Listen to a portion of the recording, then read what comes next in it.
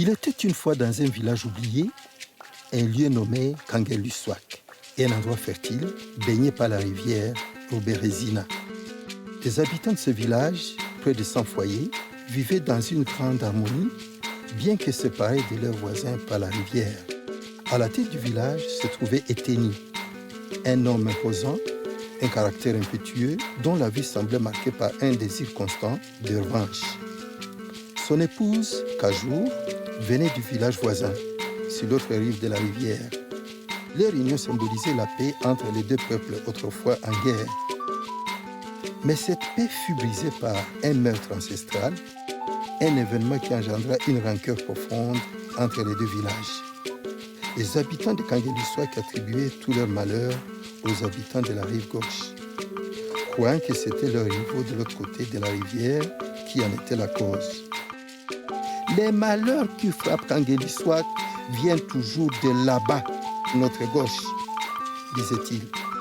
Eteni jurait qu'il fallut éliminer toute menace venant de la rive gauche, convaincu que seul un acte de guerre pourrait mettre fin au malheur du village. Les saisons passèrent et les terres devenaient stériles. Les récoltes se faisaient rares.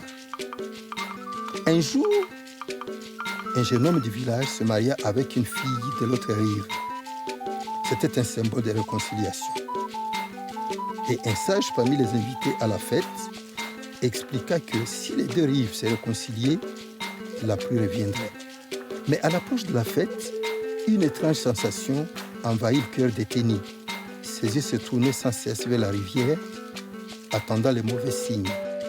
Le jour du mariage arriva et dans une étrange tournure des événements, un vent fort souffla et une pluie torrentielle se déferla sur Kangelussuaq. Mais alors, sans avertissement, la colline imposante qui dominait le village commença à se désagréger. La terre se mit à trembler et un éboulement catastrophique engloutit la fête. Des pierres, de la boue et la colère de la nature engloutit le village dans un tourbillon de destruction inexplicable. Kangelussuaq fut transformé en un immense cimetière, un désert de pierres et de poussière. Kajour, éloigné de la catastrophe, survécut, tandis qu'Eteni, porté par les eaux de la rivière, disparut dans la tourmente.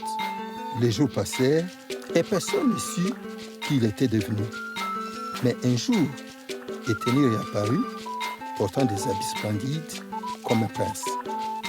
Il raconta comment il avait été sauvé par un habitant de l'autre rive et comment il avait traversé la rivière pour se retrouver de l'autre côté, là où il avait reçu l'hospitalité. Eteni, dans ces derniers moments, avait compris que ce malheur n'était pas venu de la rive gauche, mais de la rive droite, là où la pluie dévastatrice avait tout emporté. Nous avons tous un endroit d'où viennent nos malheurs, disait Eteni avant sa mort. Mais parfois, il faut regarder dans le miroir et reconnaître que nos souffrances peuvent venir de ce que nous avons nourri au plus profond de nous-mêmes, disait-il. Kajour posa alors cette question. D'où viennent nos malheurs? Et chacun, à sa manière, chercha la réponse dans les ombres de son passé. Je vous remercie.